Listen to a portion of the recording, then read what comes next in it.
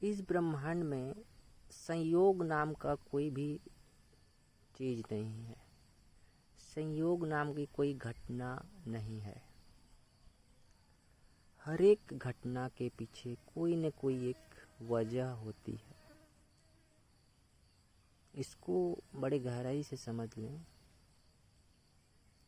कि हर एक घटना, हर एक परिस्थिति, हर एक व्यक्ति, हर जीव जंतु प्राणी जिससे भी हम मिलते हैं, किसी तरह की बात उनकी सुनते हैं, चर्चा कहीं कहीं का कहीं निकलता है, हमारे कानों तक आता है, तो ये सारे के सारे कहीं न कहीं हमसे जुड़े हुए होते हैं। हमको उनसे कुछ सीखना ही रहता है। तभी वो घटना, परिस्थिति, व्यक्ति या कुछ भी जो आपके सामने घट रही है, दिख रही है, आप महसूस कर रहे हैं, आपके मन में विचार आ रहा है किसी चीज का, तो यूं ही नहीं आता। संयोग नहीं होता है। कोइंसिडेंस नाम का कोई चीज नहीं है। वो घटना, परिस्थिति हमको कुछ न कुछ सिखाने आई है, हमको कुछ न कुछ वो बताने आई है, कुछ न कुछ पिछला एक कनेक्शन उसके साथ होता है। इसको जब हम अवेयर होते हैं, प्रेजेंट मोमेंट में रहते हैं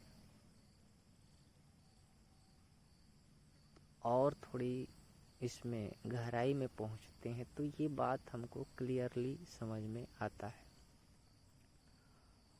और हर एक व्यक्ति का एक कंपनता होती है, वाइब्रेशंस उसकी ऊर्जा का। तो उस ऊर्जा में कोई भी बाहरी व्यक्ति या परिस्थिति नहीं आ सकती उसकी अनुमति के बगैर। उसका परमिशन होगा, उसका एक तरह से अनुमति होगा, तभी कोई भी व्यक्ति हो, परिस्थिति हो, घटना हो, विचार तक हो, उसको ऑरा को वो छू सकता है, उसके अंदर प्रवेश कर सकता है। तो ये बात है, संयोग नहीं होता है, सबका एक कारण होता है।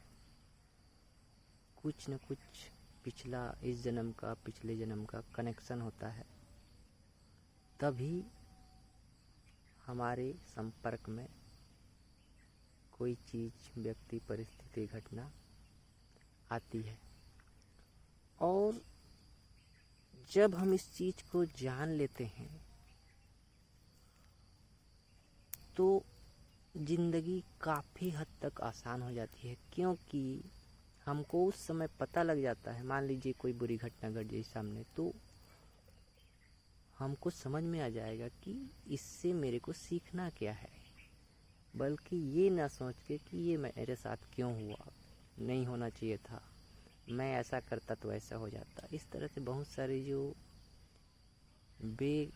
मतलब की बातें नहीं आएगी और आप एक्सेप्टेंस मोड में आ जाते हैं कि यस, ये मेरे सामने घटना घटने वाली थी, जो घटी है, और इसको मैं नेगेटिवली ना लेते हुए इससे मेरे को सीखना क्या है, ये मैं अभी सीख लूँ,